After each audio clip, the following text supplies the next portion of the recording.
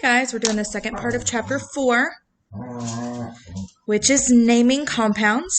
Okay, I do really need you to make sure you practice naming compounds because even sometimes when you Google them, they're not the way we name them here.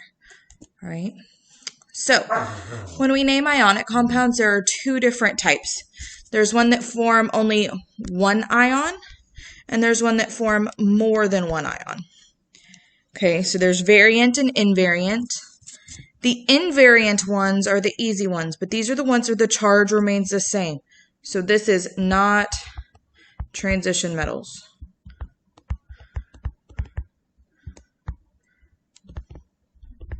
All right, plus silver always has the same charge, and so does zinc. I strongly suggest you write their charges in the block on your periodic table. So silver is number 47. Its charge is always plus 1.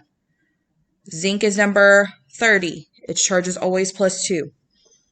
Everything besides that, if it's in an A column, is going to have a similar charge to the column. Okay, for the invariant, it's the transition metals, the intertransition metals, and then a few more, which we'll talk about in a minute.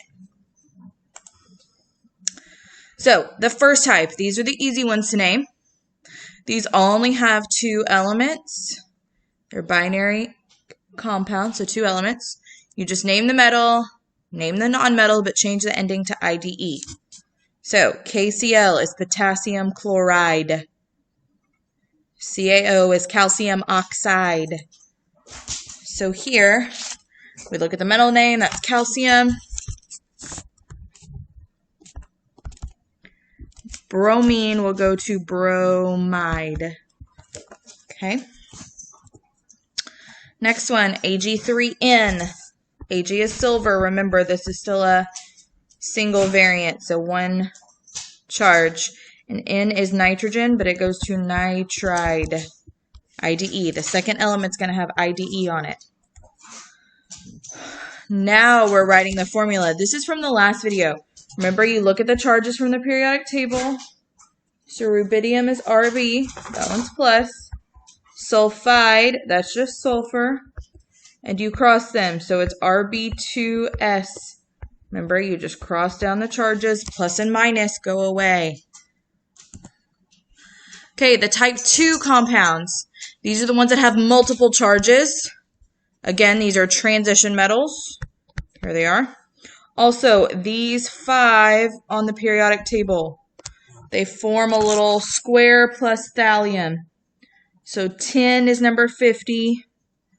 Antimony's right beside it, 51. And then 81, 82, 83. Those will not follow the charges on the periodic table. Okay, they have multiple charges. That means more than one type of charge is the one that one can have. So, you name them the same, but now we're looking for parentheses. Okay, and you're going to put the charge in the parentheses. So, copper 2 plus is going to be copper 2. Copper plus is going to be copper 1.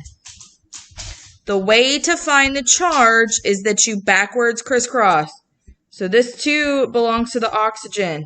There's nothing here, so it's a 1. Oxygen always has a 2. This is where things get tricky. So that also means this copper must have a 2 because they reduce down.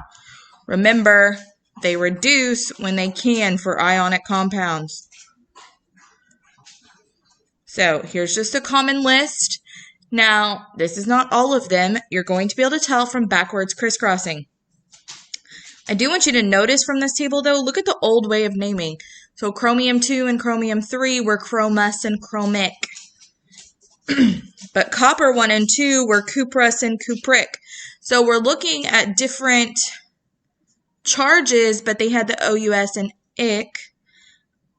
But you had to know which one was which. Yes, OUS was smaller, but that's all you could tell. You couldn't tell what number it was from that. Now, at least with Roman numerals, you can tell what number it is. Okay, I also want you to note Roman numeral 4 is IV. Please make sure that's how you write it, IV. All right, so to name BR3, we need to find the charge on chromium. All you do is backwards crisscross. That 3 came from chromium, so it is chromium 3 bromide. Same thing with tin. Tin is one of those p elements that still has variant charge. So that 2 out here came from tin, belongs to tin. So it's tin 2 chloride. For this one, that 4 came from lead. So this is lead 4 chloride. FeS. Notice there are no numbers.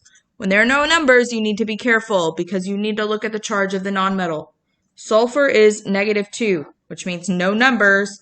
I mean, this is iron 2 because they reduced sulfide. Here we've got ruthenium 4+, oxygen 2-. Remember, we crossed them, but these can be reduced, so it's going to be Ru2O4, but really this is RuO2. You need to be careful with those ones that reduce when you're trying to find the charge, because some of you may tell me that this is ruthenium 2 oxide, but really it's ruthenium 4 oxide. Okay, please let me know if you need help. I've got tons and tons and tons of practice because this is a hard subject. But here's the deal. If you don't get this by the time we get to chapter 7, which is week late 3, early 4, you're looking at being in big trouble because I'm going to only start using names, and so is the book. Okay, then there's oxyanions, and I'm going to post a polyatomic chart. But these are polyatomic ions. These are just normally anions that have oxygen plus another element. Okay, you will have a chart. You won't have to memorize them, but you will need to be able to use them. I do want you to focus on, in the series, if there's 2 ions in the series, 8 has 1 more oxygen than ite. So nitrate is NO3-, nitrite is NO2-, sulfate is SO4 2-, sulfite is SO3 2-. If there are 4 in a series, these are normally only the halogens with oxygen. There's still ite and 8, but we also add prefixes. So hypo means 1 less oxygen than ite, and per means 1 more than 8. Okay, again, you're going to have a chart. It'll be okay, but this is just to kind of help you remember. I do want you to note, at the high school, I require my high schoolers to know these. Okay, they don't get a chart to reference to all the time. All right, so if we name a compound that has a polyatomic, polyatomics keep their name. So that's something super important.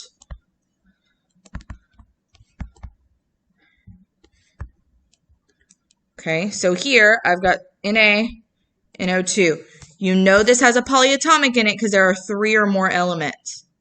Okay, so I've got sodium, which is my metal, and then you go to the chart to find NO2. Nitrite, so this is sodium nitrite. Okay, here also is a common list, but I've got a much more thorough list. So here, identify the polyatomic ion and its charge in each compound.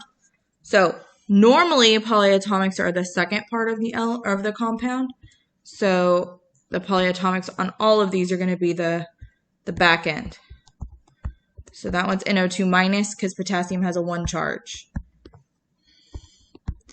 SO4 is 2- because calcium has a 2 charge. Nitrate is minus because there's no number beside nitrate. Something that's good to see here is that the nitrate here is in parentheses. That's because magnesium has a 2 charge.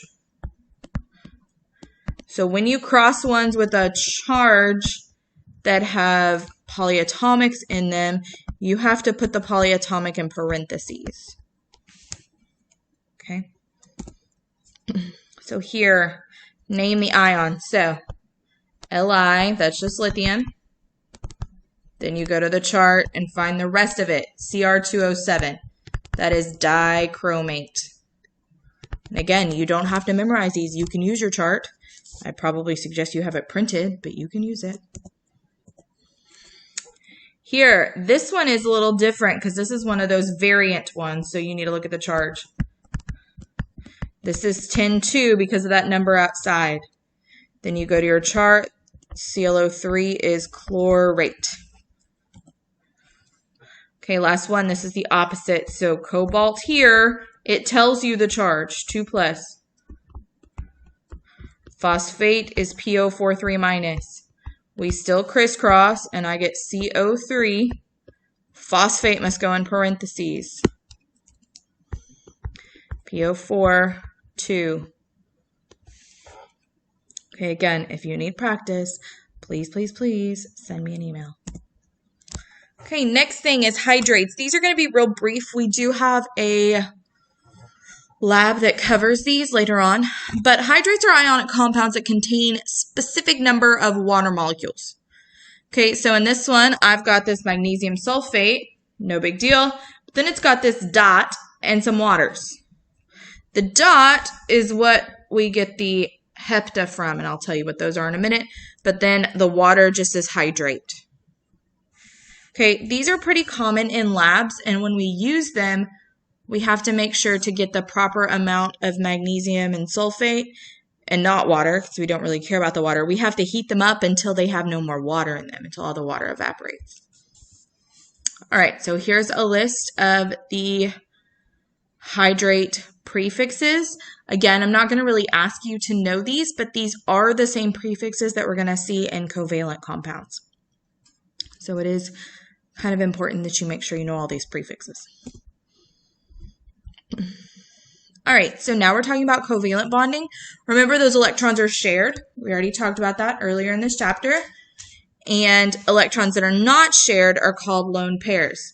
So if they're not in between other elements, they're lone pairs. If they're in between, they're a bonding pair.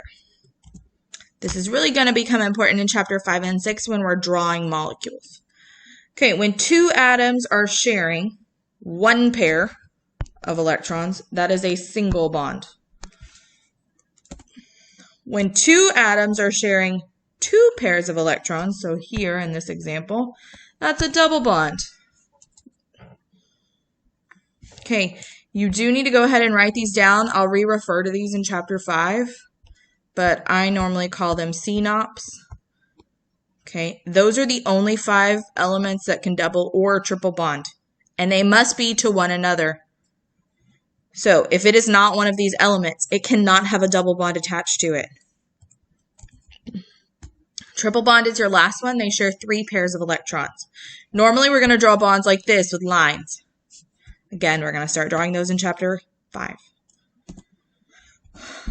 Okay, this is just showing us different ways. Remember, molecular formulas, they can use the same elements but have different numbers. That's the law of multiple proportions. So we have to have a way to name all of these types of compounds, even though there's a ton of them that have just nitrogen and oxygen. So we use prefixes. Okay, prefixes. So we're going to write the name of the element with the smallest group number first. Really, you write the first element. You write the second element. It still ends in IDE, the second one. And then you add the prefixes. This is super important. First element in the formula, if it's 1, you do not say mono. So this one, only on second element.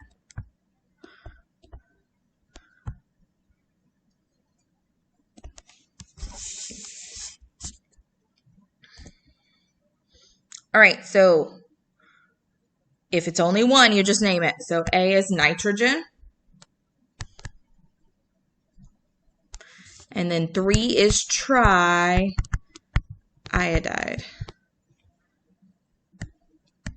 Phosphorus. And then 5 is pentachloride. C, this is the first one that's not a 1. So this is tetraphosphorus.